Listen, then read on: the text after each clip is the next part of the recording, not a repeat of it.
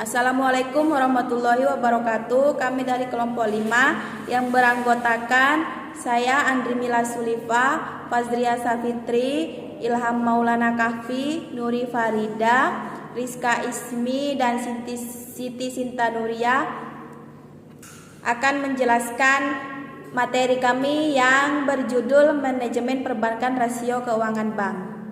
Ini yang pertama ada pengertian bank. Bank adalah lembaga keuangan yang menghimpun dana dari masyarakat dalam bentuk simpanan dan menyalurkan kembali dalam bentuk kredit. Selain itu, bank juga memberikan jasa pelayanan seperti transfer, clearing, dan lain-lain untuk mendapatkan profit yang tinggi karena banyak bank yang beroperasi saat ini. Semakin banyaknya bank yang beroperasi saat ini, semakin banyak pula kasus kredit macet yang terjadi pada dunia perbankan. Selanjutnya ada pengertian rasio keuangan bank. Menurut Munawir tahun 2010, rasio menggambarkan suatu hubungan atau perimbangan antara suatu jumlah tertentu dengan jumlah yang lain, dan dengan menggunakan alat analisis berupa rasio ini akan dapat menjelaskan atau memberi gambaran kepada penganalisis tentang baik atau buruknya keadaan atau posisi keuangan suatu perusahaan. Analisis rasio adalah landasan analisis fundamental. Rasio keuangan adalah cara yang bagus untuk dengan cepat menilai kesehatan perusahaan sebelum menggali lebih dalam ke dalam laporan keuangannya. Selanjutnya ada jenis-jenis rasio keuangan bank. Yang pertama ada rasio likuiditas.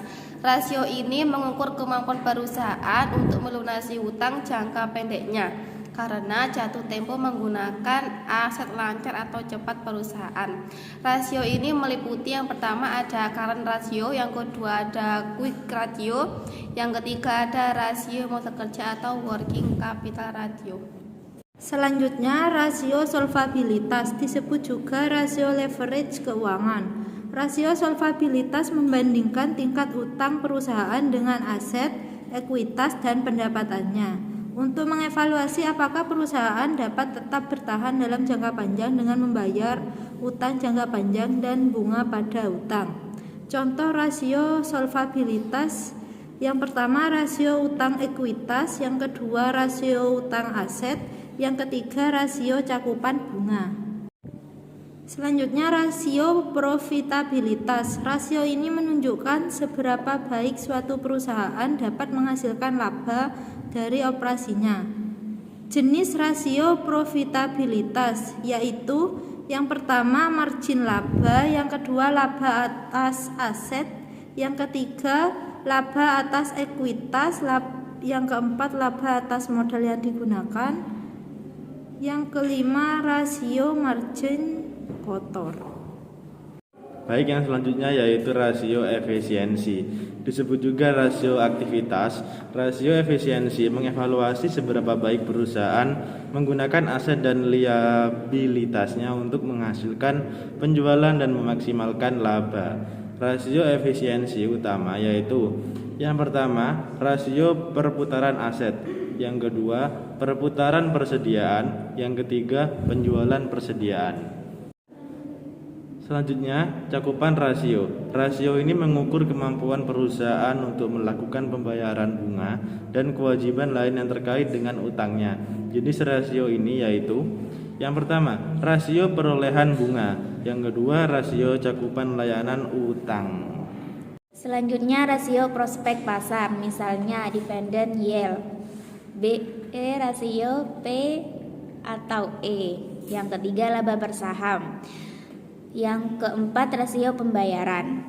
Ini adalah rasio yang paling umum digunakan dalam analisis fundamental. Investor menggunakan rasio ini untuk menentukan apa yang mungkin mereka terima dalam pendapatan dari investasi mereka dan untuk memprediksi apa yang akan menjadi tren saham di masa depan. Kegunaan rasio keuangan bank. Analisis rasio dapat memberikan peringatan dini terhadap potensi peningkatan atau penurunan situasi atau kinerja keuangan perusahaan. Analisis terlibat dalam sejumlah besar data keuangan dalam laporan keuangan triwulan perusahaan untuk petunjuk semacam itu. Perusahaan yang sukses umumnya memiliki rasio yang solid di semua bidang, dan setiap petunjuk kelemahan dan satu bidang dapat memicu aksi jual yang signifikan di saham. Selanjutnya saya akan meneruskan penjelasan dari teman saya, yaitu tentu saja menggunakan rasio apapun dalam kategori apapun yang tercantum di atas hanya dianggap sebagai titik awal. Analisis rasio lebih lanjut menggunakan lebih banyak rasio dan menggunakan analisis kualitatif harus dimasukkan untuk secara efektif menganalisis posisi keuangan perusahaan. Rasio biasanya hanya sebanding di seluruh perusahaan di sektor yang sama, karena rasio yang dapat diterima dalam satu industri dapat dianggap terlalu tinggi di industri lain. Selanjutnya yaitu kesimpulan, yaitu bank adalah lembaga keuangan yang menghimpun dana dari masyarakat dalam bentuk simpanan dan menyalurkan kembali dalam bentuk kredit. Terdapat 6 rasio keuangan pada bank, antara lain yaitu rasio likuiditas, solvabilitas, profitabilitas, efisiensi, cakupan, dan prospek pasar. Tujuannya yaitu memberikan peringatan dini terhadap potensi peningkatan atau penurunan situasi atau kinerja perusahaan. Sekian presentasi dari kelompok kami, kurang lebihnya mohon maaf. Wabillahi taufiq wal hidayah. Wassalamualaikum warahmatullahi wabarakatuh.